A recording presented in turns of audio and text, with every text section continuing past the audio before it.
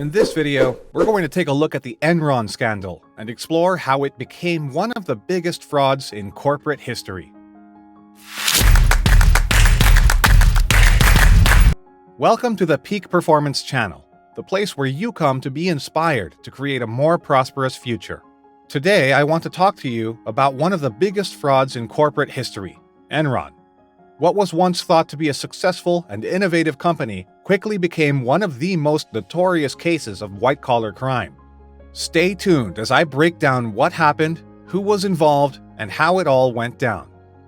Hey, make sure you smash that like button and hit the subscribe and notification buttons if you haven't already done so, as it means that YouTube sends you more of these kinds of videos and it helps our channel.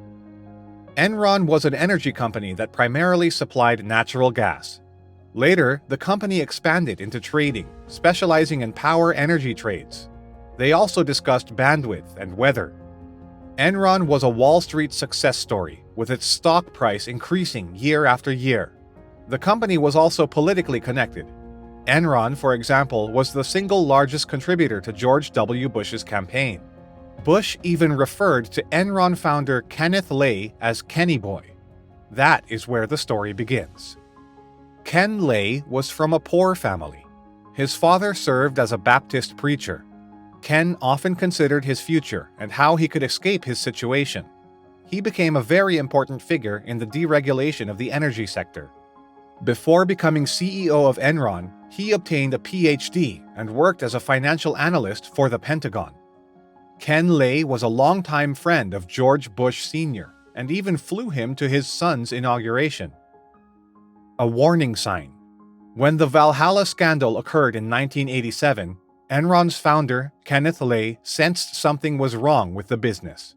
He discovered that Enron oil traders were gambling huge sums of money on the company's behalf, and they were doing it by moving money to bogus accounts with names like Ass or My Ass.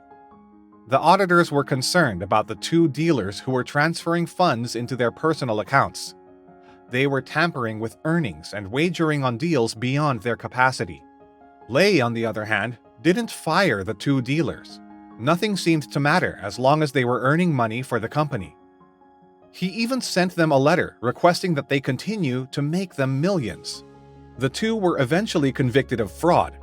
Ken Lay seemed to be surprised, claiming that he was unaware of their reckless gambling and theft, but it was later shown that he actively supported it. One of the convicted traders was sentenced to a year in prison, which caused Ken Lay serious trouble. Jeffrey Skilling is the new CEO of Enron. Skilling's most valuable asset at Enron was his skill. He began to lead the company in a new direction, transforming it from a gas supply company into a natural gas stock market. He also brought mark-to-market accounting to the company, an idea that would allow the firm to steal billions. Thus, mark-to-market accounting simply permits the company to record earnings in its books the day the agreement was signed. This meant that if Enron negotiated a 10-year agreement for $50 million, they could write $50 million off their books that day. When the Security and Exchange Commission approved the accounting trick of mark-to-market for Enron, the office celebrated because they knew this was the key to making billions.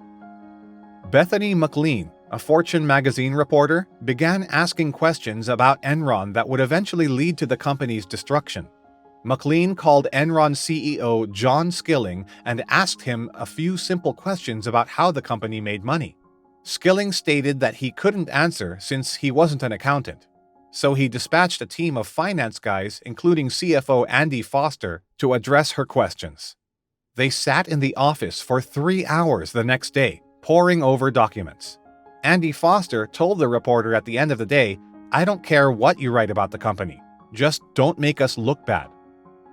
Skilling and Lay realized the scam couldn't go forever, so they began looking for other ways to make money. They changed their focus to California. Enron merged with Pacific Gas and Electric, gaining access to the California grid. Strange things began to happen in California's newly deregulated power market as they gained access to the grid. Rolling blackouts became frequent, yet strangely, the state had almost doubled capacity compared to demand. So what was going on?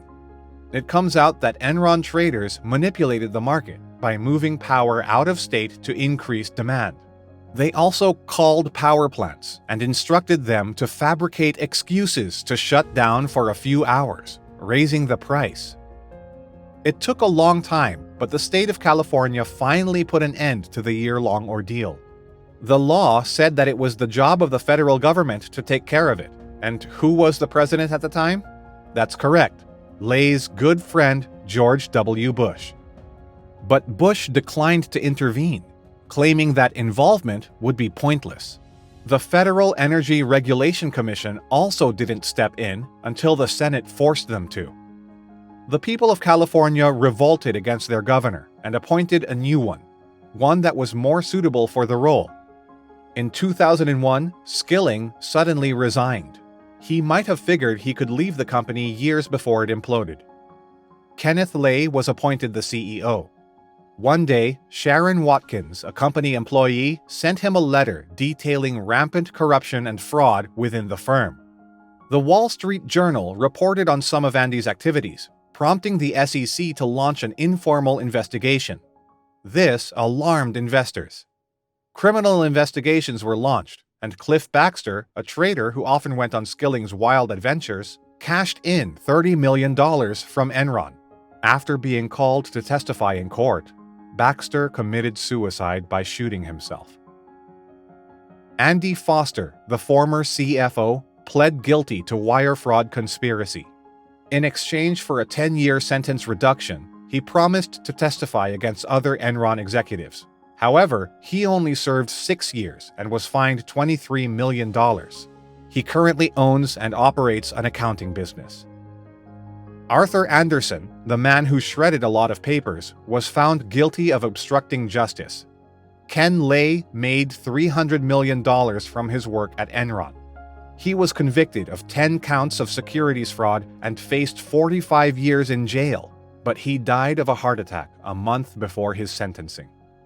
Skilling, the mastermind of Enron, was convicted of security and wire fraud. He was condemned to 24 years in jail and had to pay a $180 million fine. While in jail, his parents and son both died. He was freed in early 2019 after serving only 12 years of his sentence. This, however, is not the end of the story. Skilling is looking for a second chance. He appears to be returning to the energy sector barely 2 months after being released from prison. Lau Pai, a former Enron executive, will help in regaining contacts and funds. The SEC has banned Skilling from being an officer in any public firm, but this venture will remain private, allowing him to do anything he wants. 20,000 people lost their jobs, and executives reaped billions. But now, Skilling is out of jail and free to start again. Enron was once a very successful company.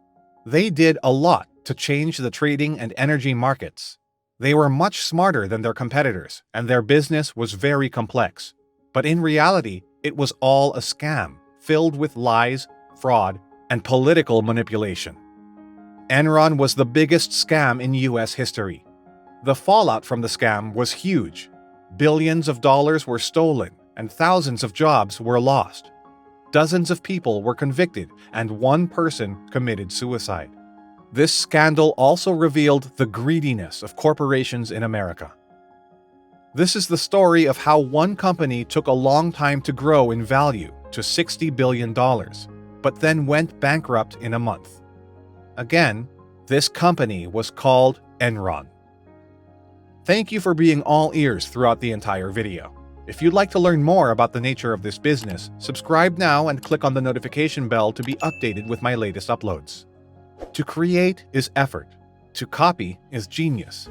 If you want to expand your income by engaging with some side hustles, feel free to contact me so we'll get things moving right away. Remember, if you want to change your life, let's make a change together. You need to make a change.